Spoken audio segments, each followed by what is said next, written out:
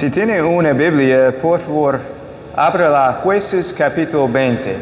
Jueces 20.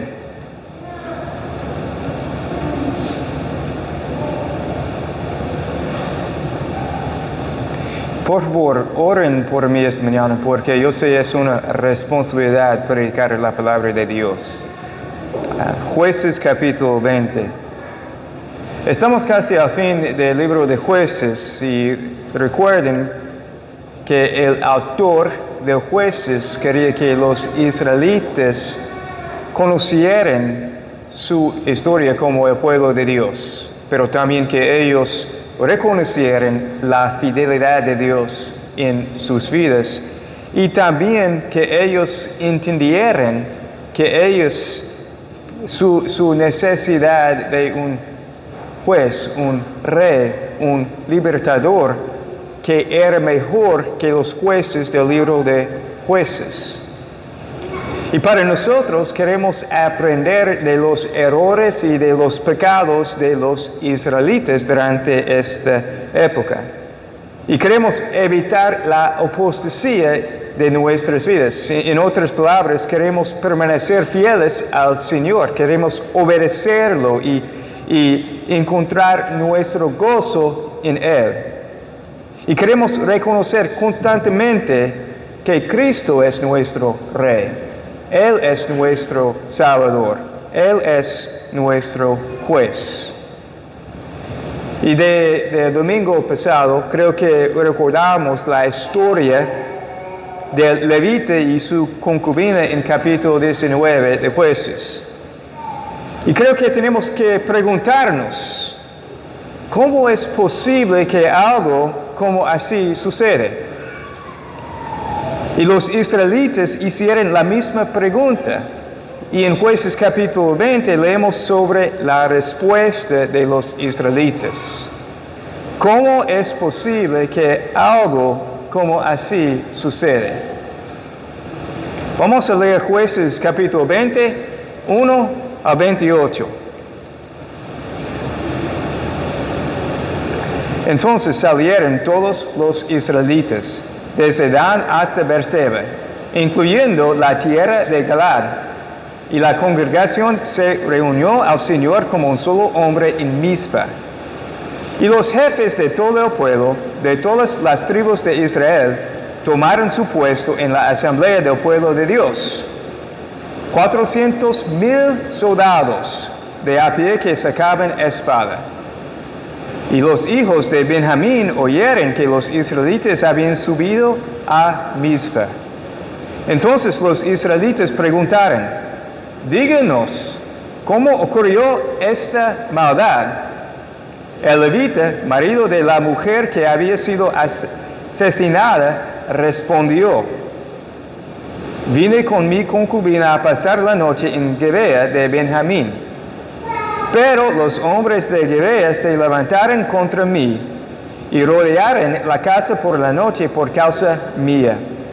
Tenían intención de matarme, pero una vez de esto, violaron a mi concubina de tal manera que murió.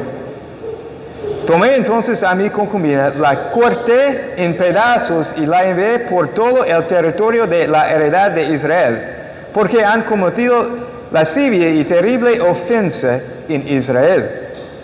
Así que todos ustedes, israelitas, den aquí su parecer y consejo. Versículo 8. Entonces todo el pueblo se levantó como un solo hombre y dijeron, ninguno de nosotros irá a su tienda, ni ninguno de nosotros volverá a su casa. Eso es lo que haremos ahora a Gebea. Subiremos contra la ciudad por soltero. Tomaremos 10 hombres de cada 100 por todas las tribus de Israel, y 100 de cada 1,000, y 1,000 de cada 10,000, para proveer víveres para el ejército que vaya a Gebea de Benjamín a castigarlos por toda la infamia que han cometido en Israel. Así se juntaron contra la ciudad todos los hombres de Israel como un solo hombre. Entonces las tribus de Israel enviaron hombres por toda la tribu de Benjamín y dijeron: ¿qué es esta infamia que se ha cometido entre ustedes? Entreguen ahora a los hombres, esos perversos en Gibea, para que les demos muerte y quitemos esta infamia de Israel. Pero los de la tribu de Benjamín no quisieron escuchar la voz de sus hermanos, los israelitas. Versículo 14. Y los benjamitas de sus ciudades se reunieron en Gibea para salir a combatir contra los israelitas. De las ciudades fueron contados en aquel día de los benjamitas 26,000 hombres que sacaban espada. Además de los habitantes de Gibea que fueron contados, 700 hombres escogidos. De toda esta gente, 700 hombres escogidos eran zurdos.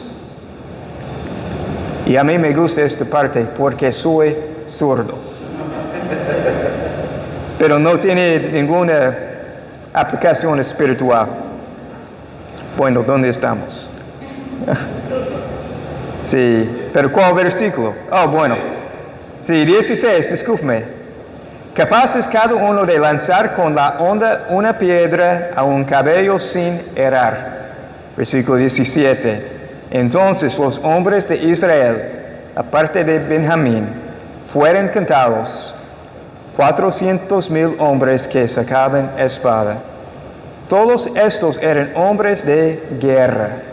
Los israelitas se levantaron, subieron a Betel y consultaron a Dios y preguntaron: ¿quién de nosotros subirá primero a pelear contra la tribu de Benjamín? Entonces el Señor respondió: Judá subirá primero. Los israelitas se levantaron por la mañana y acamparon contra Gibea. Los hombres de Israel salieron a combatir contra Benjamín. Y los hombres de Israel se pusieron en orden de batalla contra ellos en Gibea. Pero los benjamitas salieron de Gibea y derribaron por tierra en aquel día 22,000 hombres de Israel. Pero el pueblo, los hombres de Israel, se reanimaron y se pusieron otra vez en orden de batalla en el lugar donde se habían puesto el primer día. Y subieron los israelitas y lloraron delante del Señor hasta la noche y consultaron al Señor diciendo: ¿nos acercamos otra vez para combatir contra los hijos de mi hermano Benjamín? Y el Señor dijo: suben contra él. 24. Entonces los israelitas fueron contra los de Benjamín el segundo día. Y salió Benjamín de Gibea contra ellos el segundo día y otra vez hizo caer 18,000 hombres de los israelitas. Todos estos sacaban espada.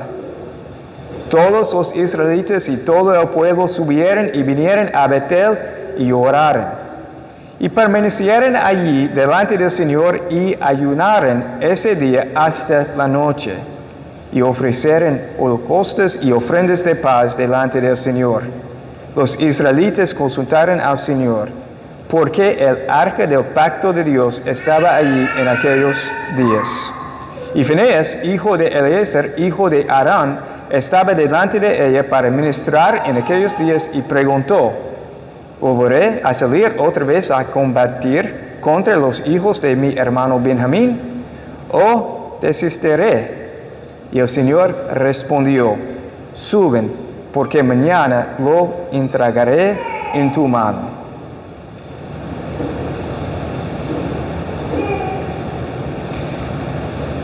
Ahora, mi resumen de esta historia. Los israelitas se reunieron al Señor en Mizpa y ellos eran unidos. Hubo 400,000 soldados, un ejército grande, enorme. Pero mientras los israelitas se reunían, los benjamitas escucharon sobre lo que estaba pasando en Mizpa. Y me imagino que eso les hizo a los benjamitas pensar, ¿qué está pasando? ¿Qué hacen ellos? Bueno, en Mizpa los israelitas le pidieron al levita que les explicara qué había sucedido. Entonces el levita les explicó todo, o por lo menos su versión de la historia, sin explicarles algunos detalles de la historia, de qué pasó. También el levita les dio a ellos su opinión. Es como él más o menos les preguntó, ¿qué haremos? Entonces los israelitas decidieron lo siguiente: no iremos a nuestras tiendas ni volveremos a nuestras casas. Atacaremos la ciudad de Gibeá. Vamos a designar a 40,000 hombres para proveer víveres para el ejército. Y les mandaremos a hombres para negociar con los benjamitas. Esas son las decisiones que ellos tomaron. Y el mensaje de los hombres que fue para negociar con los benjamitas era: entreguen ahora los hombres, esos perversos en Gibeá, para que les demos muerte y quitemos esta infamia de Israel. Sin embargo, esta historia es increíble. Sin embargo, los benjamitas respondieron: no. Y me imagino que la respuesta de los benjamitas les dio a los israelitas una sorpresa. ¿Cómo ellos pueden respondernos? No, mira, estamos un ejército grande, muy grande, y los benjamitas son pocos. Pero en la historia, los benjamitas se reunieron para combatir contra sus hermanos, los israelitas. Y ellos fueron solamente 700 soldados contra 400,000 soldados de Israel. Entonces, mientras los benjamitas estaban preparando para la guerra, los israelitas fueron a Betel para buscar el consejo de Dios. Es como si ellos dijeran: esto es serio. Ellos están dispuestos a luchar contra nosotros.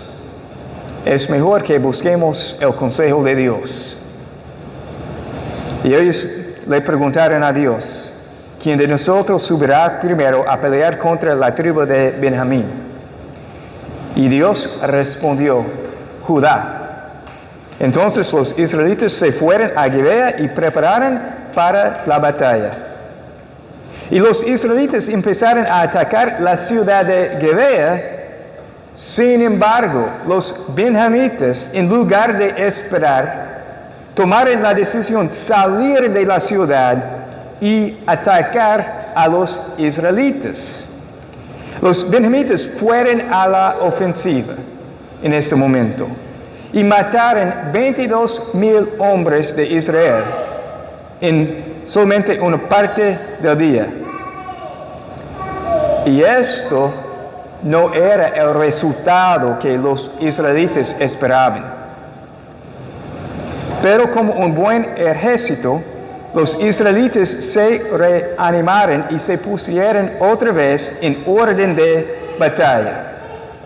También ellos lloraron delante del Señor hasta la noche. Le preguntaron a Dios: ¿debemos combatir otra vez contra los benjamitas? Y Dios respondió: sí. Entonces pelearon contra los benjamitas el segundo día. Sin embargo, como el primer día, los benjamitas tomaron la decisión de ir a la ofensiva otra vez. Y el segundo día mataron 18,000 más hombres de Israel. Después del segundo día, los israelitas, 360,000 soldados, se retiraron a Betel. Allá ellos lloraron, ayunaron y ofrecieron holocaustos y ofrendas de paz delante del Señor. Y ellos quisieron saber, ¿volveremos a la batalla o no? Y otra vez Dios le respondió y dijo, suben, porque mañana lo entregaré en tu mano. Bueno, el próximo domingo, si Dios quiere, continuaremos esta historia, la segunda parte del capítulo 20. Porque esta historia es muy interesante. Pero ahora lo que me gustaría hacer es esto. Sacar algunas observaciones de este texto y luego hacer esta pregunta. ¿Cómo evitamos que nos suceda el mismo tipo de apostasía en nuestras vidas? ¿Cómo evitamos que nos suceda a nosotros el mismo tipo de apostasía que encontramos en esta historia?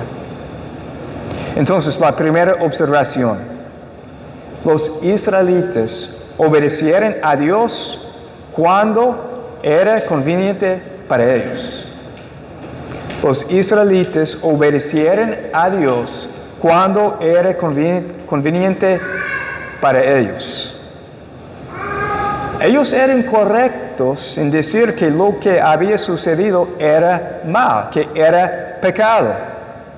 Sin embargo, me parece que ellos eligieron lo que ellos pensaban era malo o no. En lugar de seguir y obedecer completamente a Dios. Jueces 17, versículo 6 dice, cada uno hacía lo que le parecía bien ante sus propios ojos. Otra vez, ellos obedecían a Dios cuando era conveniente para ellos. La segunda observación. Los israelitas solamente buscaron a Dios cuando ellos pensaron que necesitaban a Dios. Ellos tomaron muchas decisiones sin buscar el consejo de Dios, sin pensar en la voluntad de Dios. Sin embargo, ellos no se dieron cuenta de que ellos necesitaban a Dios todo el tiempo, cada momento. La tercera observación. La piedad de una generación no garantiza la piedad de la siguiente. La piedad de una generación no garantiza la piedad de la siguiente. Es interesante. La ciudad de Gibeá era la ciudad que se lo dio a Fineas. Encontramos este hecho en Josué 24:33. Fineas era el sumo sacerdote, el nieto de Aarón, y él había sido conocido por su celo por Dios en Números 25. En otras palabras, Fineas era un hombre de Dios. Sin embargo, la ciudad de él, la ciudad de este hombre de Dios, fue el lugar de un pecado enorme. Y una aplicación práctica para nosotros. Debemos enseñarles a otros a obedecer a Dios. Y más, cada uno de nosotros tenemos una responsabilidad personal. No dependemos de la piedad de otros. En otras palabras, yo no puedo pensar, bueno, mi padre era un hombre de Dios, entonces estoy bien. Y yo no puedo pensar, bueno, Creo que yo quiero ser un hombre de Dios, pero esto no es una garantía que mi hijo será un hombre de Dios. Como padres, como hermanos en Cristo, necesitamos enseñarles a otros cómo obedecer a Dios y que vale la pena hacerlo. Es importante que cada uno de nosotros obedecemos a Dios. Bueno, al pensar en las tres observaciones, yo creo que si estamos dispuestos a conversar honestamente, podemos identificarnos con los israelitas. Muchas veces. Yo creo que yo sé sobre ustedes también, pero yo sé es la verdad en mi vida, que muchas veces obedecemos a Dios cuando el beneficio personal es claro. Y muchas veces buscamos a Dios cuando la necesidad es clara. Oh, estoy en peligro. Yo necesito a Dios. Pero cuando todo está tranquilo, yo no pienso que necesito a Dios. Y muchas veces no pensamos en la obligación personal de enseñarles a otros a obedecer a Dios. Muchas veces asumimos que ellos van a seguir a Jesús, solamente porque ellos son una parte de la familia, ellos son una parte de la iglesia, y no pensamos en la obligación personal. Entonces, solamente algunas observaciones. Pero yo tengo una pregunta. ¿Por qué tenemos esta historia? ¿Por qué tenemos esta historia en la Biblia? Para mí, es posible leer esta historia y pensar, es interesante, es triste, pero ¿qué tiene que ver conmigo? ¿O cómo se le aplica a mi vida? Y creo que las preguntas son válidas. Romanos 15:4 dice, porque todo lo que fue escrito en tiempos pasados para nuestra enseñanza se escribió, a fin de que por medio de la paciencia y del consuelo de las Escrituras tengamos esperanza. Esa historia en Jueces 20 es para enseñarnos. Por lo tanto, aprendemos cosas que nos dan esperanza. ¿Cómo es posible encontrar esperanza en esta historia? Es una buena pregunta. Pero también, quizás alguien está pensando, ok, Cliff, yo sé que lo que vas a decir, porque cada semana, cada domingo, decimos, necesitamos a Cristo. Este es el punto, necesitamos a Cristo. Pero quizás alguien está pensando, yo no lo veo a Él en esta historia. Y creo que es otro punto válido. Sin embargo, este es el punto exactamente. Los israelitas necesitaron un juez, un rey, un salvador. Y podemos ver que nadie puede cumplir este rol por nosotros, además a Jesucristo. Entonces, el punto es que necesitamos a Cristo. Pero ahora, la pregunta, ¿cómo evitamos que nos suceda a nosotros el mismo tipo de apostasía? En el libro de Jueces, vemos y hemos visto el ciclo descendente de la apostasía. Vemos la condición espiritual de los israelitas. ¿Qué aprendemos? ¿Hay esperanza en esta historia, en este libro? Y la pregunta que deberíamos hacer otra vez es ¿cómo evitamos que nos suceda a nosotros el mismo tipo de apostasía? O quizás al hacer la pregunta de manera positiva, ¿cómo permanecemos fieles al Señor? ¿Cómo permanecemos fieles al Señor? Yo creo que es útil pensar en esta pregunta en niveles diferentes. Es útil pensar en la sociedad en general, como en todo el mundo, pero también creo que es útil pensar en la Iglesia universal, es decir, pensar en todos los cristianos en el mundo, pero también creo que es útil pensar en la Iglesia local, en nosotros, cómo podemos evitar el mismo tipo de apostasía como una iglesia, pero también es importante pensar en nosotros mismos como individuos. ¿Cómo puedo yo evitar la apostasía en mi vida? Entonces me gustaría ofrecerles 4 aplicaciones prácticas, pero lo haré cuidadosamente. Y antes de conversar sobre las 4 aplicaciones, una advertencia.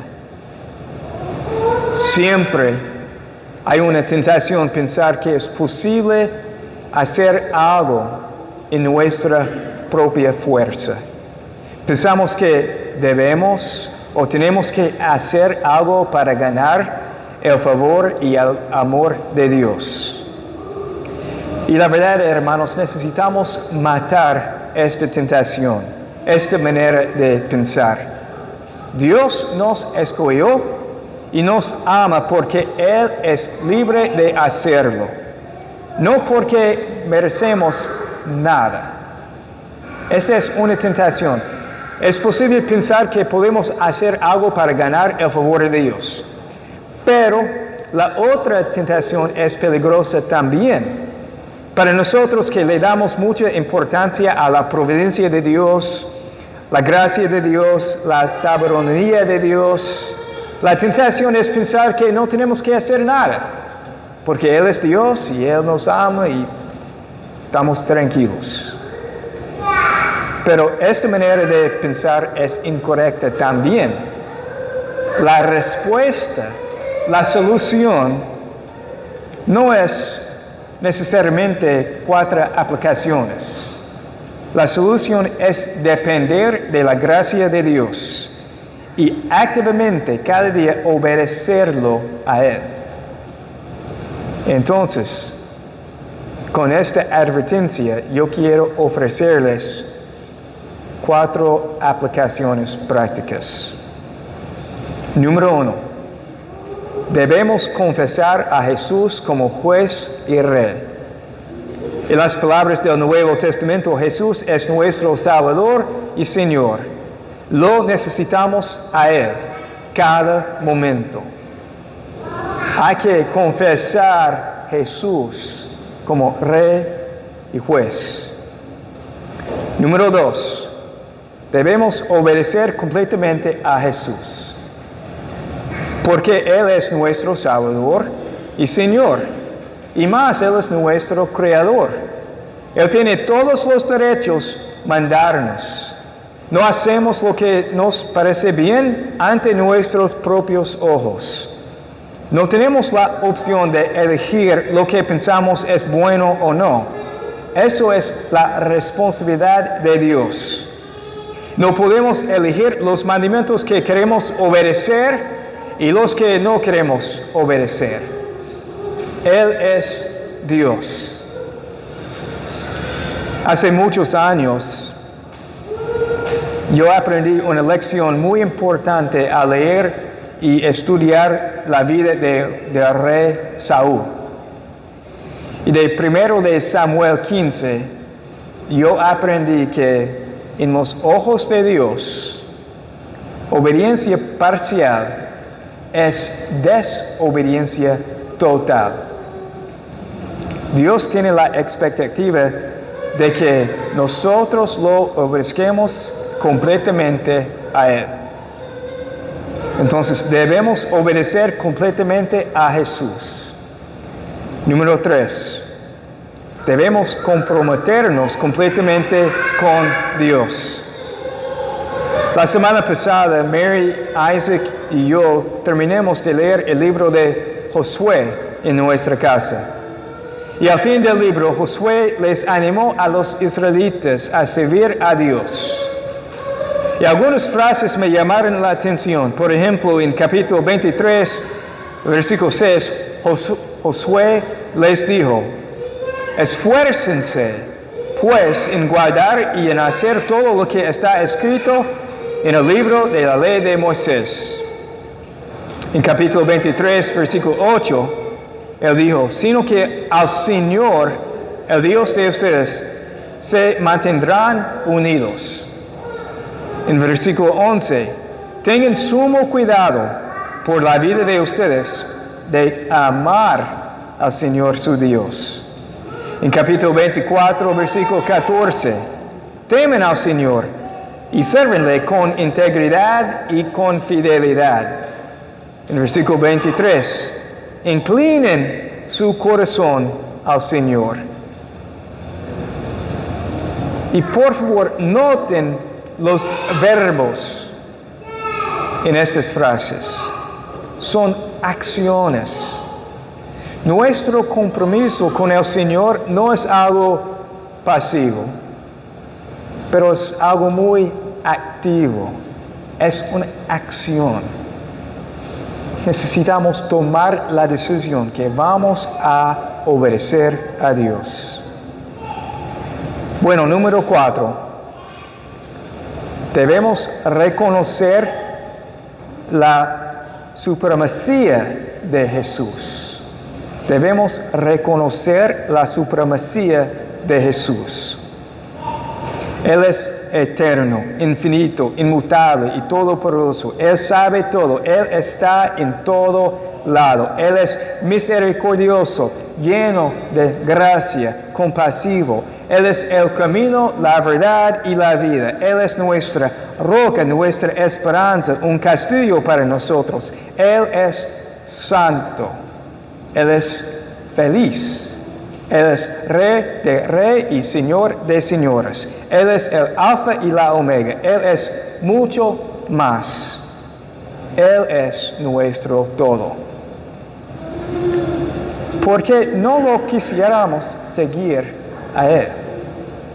Él es todo.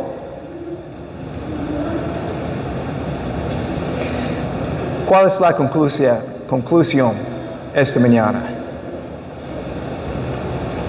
El pecado nos engaña cada día si lo damos la oportunidad. Otra cosa que Josué dijo en Josué 24:15: escogen hoy a quien han de servir. Cada día, muchas veces durante el día, tomamos decisiones sobre muchas cosas, pero cada día es una serie de tomar decisiones. Nuestra obediencia, nuestra fidelidad es una decisión tomada cada día. Hermanos, ya sabemos que la vida cristiana a veces es difícil. No es fácil a veces, pero no es complicada tampoco. Dios en su gracia, en su sabiduría, nos ha dado todo lo que necesitamos para obedecerlo y vivir para la gloria de Él. Yo tengo 48 años de edad. Y gracias a Dios yo tengo 42 años en la fe. Y yo sé es solamente por la gracia de Dios. Y hay algo que estoy aprendiendo un poco más cada día. Yo necesito aprender esto más y más, pero creo que un poquito más cada día. Mi responsabilidad es confiar en Cristo y obedecerlo. Más nada. Confiar y obedecer.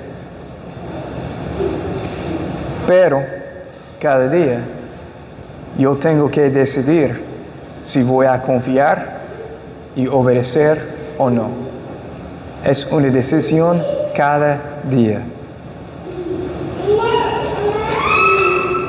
Yo quiero terminar con una ilustración personal que me ayuda a entender la importancia de tomar decisiones con intención, con propósito. Quizás les ayuda también, pero me ayuda. Entonces voy a compartir esta ilustración. Me gusta correr cada mañana. Correr. No, porque hace una semana alguien pensó que yo dije querer, pero correr. Me gusta correr cada mañana. ¿Están conmigo? Ok. Pero tengo que organizarme la noche antes. Yo tengo que preparar la ropa. Yo tengo que colocar mi Biblia en un lugar específico para que yo esté listo para leerla antes de correr. Yo tengo que llenar el coffee maker con agua y café la noche antes.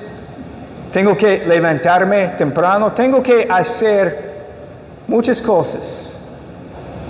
Pero es una decisión. Si yo quiero correr en la mañana, yo tengo que tomar la decisión esta noche. ¿Cuál es el punto? Aunque yo quiero correr cada mañana, es una decisión antes.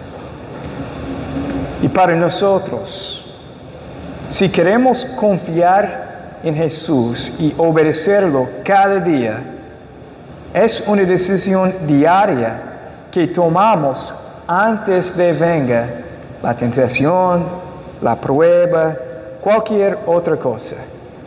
Antemano hemos decidido, vamos a servir a Dios, vamos a obedecerlo y confiar en Él. Entonces, hermanos, la pregunta es, ¿queremos evitar la apostasía? ¿Queremos permanecer fieles al Señor? Cada mañana, cada día, y muchas veces durante el día, tomemos la decisión, confiar y obedecer. Más nada. Oremos. Dios, gracias por tu palabra.